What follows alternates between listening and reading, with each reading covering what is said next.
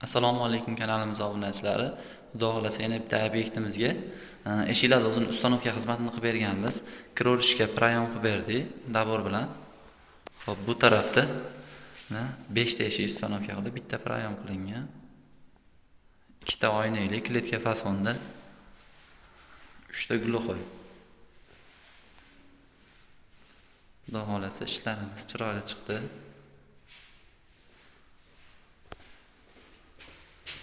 Ruchkalari ham yaxshisidan qo'yildi. Italyanskiy magnit mexanizm.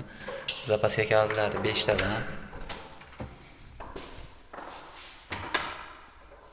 Yopilishlari ham chiroyli bo'lgan.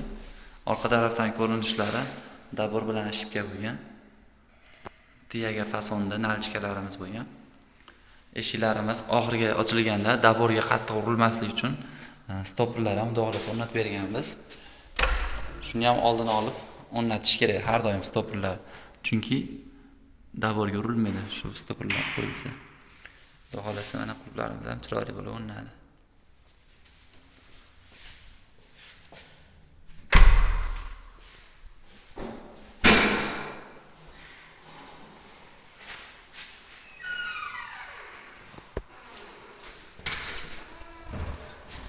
Shotlanka fasonda eshigimiz orqa tarafdan ko'rinishi.